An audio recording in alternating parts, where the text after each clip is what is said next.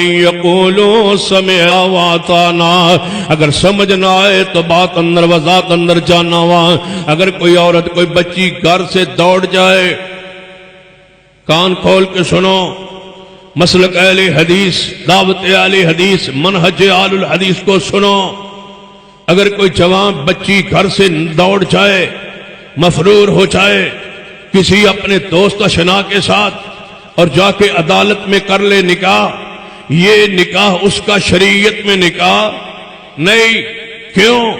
میرے تواڈے پیر و مرشد جناب محمد صلی اللہ علیہ وآلہ وسلم نے ارشاد فرمایا، لا نکاح الا بولی، ولی تو بغیر نکاح،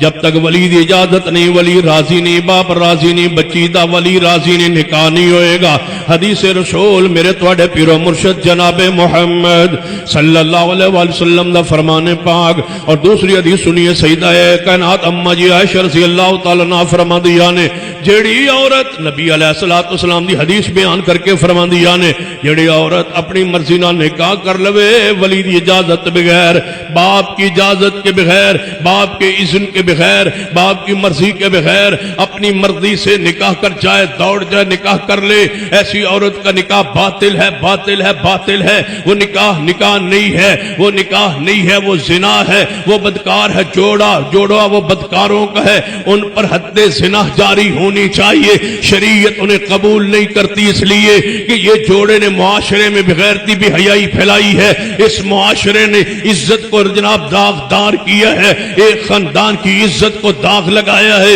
ایک باپ کو زمین پر رہنے کا حق چھین لیا ہے، ایک بھائی کی غیرت کو چھین لیا ہے۔ اس باپ سے پوچھو جس کی بیٹی دوڑ گئی ہے، اس بھائی سے پوچھو جس کی عزت لٹ گئی ہے، وہ بستی میں رہنے کے قابل نہیں رہا، وہ شہر میں رہنے کے قابل نہیں رہا، برادری میں بیٹھنے کے قابل نہیں رہا۔ اس سے پوچھو کہ جس کی یہ عزت لٹ گئی ہے، اب عدالت میں جس نے نکاح پڑھایا ہے وہ بھی ایک تو مولوی تھا، وہ بھی تو کسی مسلک کا تھا جس نے نکاح پڑھایا۔ جاؤ پوچھئے، سارے دروازے کھٹکھٹائیے مفتیوں کے، جتنے مسالک پاکستان میں موجود ہیں سب دروازوں پہ چھائیے، دستک دیجئے، دروازے پہ دستک دے کے پوچھئے، مفتیان صاحبان ہماری عزت لٹ گئی، ہماری غیرت لٹ گئی، بچی گھر سے دوڑ گئی، اس نے نکاح کر لیا ہے اپنے دوست کے ساتھ، اب حکومت اس کو تحفظ دے کے اس کو بچی کو اپنے شوہر کے ساتھ، جو اس کا بننے والا شوہر ہے، اس کے ساتھ بھیج دیا ہے۔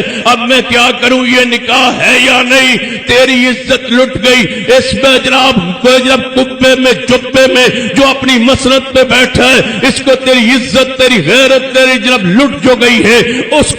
کا کوئی پاس نہیں ہے۔ یہ جبے میں کبے میں بیٹھ کے یہ جناب 10 جناب فتویٰ دے رہا ہے، یہ جائز تو نہیں تھا، کرنا تو نہیں چاہیے تھا، لیکن دوڑ گئی ہے تو نکاح ہو گیا ہے، کیونکہ ہمارے مسلک کے مولوی نے نکاح پڑھا دیا، عدالت میں نکاح ہو گیا ہے، نکاح قبول کیا ہے، عزت لٹ گئی ہے، تم نے نکاح کو قبول کیا، حدیث کی مخالفت کی، لوگوں کی عزتوں کو لوٹا، حدیث کی مخالفت کی، لوگوں کی غیرت اور کو چیلنج کیا، لو جناب تم نے حدیث کی مخالفت کی اور پیسے لے کے اس بچی کا نکاح پڑھایا، بچی کو گھر سے نکلنے کی جرت تم نے دی، بچی کو بھاگنے کی جرت تم نے دی، لوگوں کی عزتوں کو لٹنے کی ہمت تم نے دی ہے۔ جس مسلک نے تمہاری عزت کو نہیں بچایا، لاہور کے واسیوں میں ہاتھ جوڑتا ہوں، تم اس مسلک میں ہو کیوں؟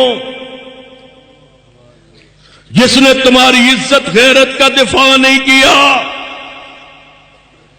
کہتے ہم اس بچی کو قتل کر دیں گے، اس نے ہماری غیرت پر للکارا ہے۔ میں کہتا ہوں اس بچی پر فائر کرنے سے پہلے اپنے مذہب کو قتل کیوں نہیں کرتے؟ اپنے مسلک کو قتل کیجئے، اس کو چھوڑیے۔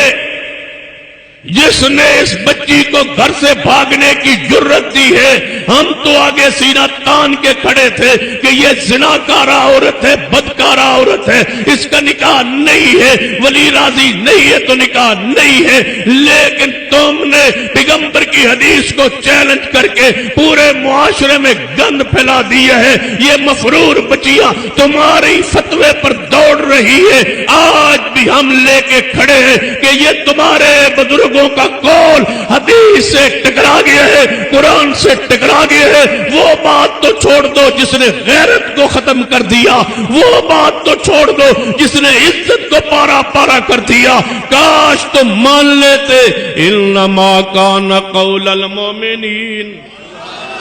انما کان قول المؤمنین اذا دعوا الی اللہ ورسولہ لیحکم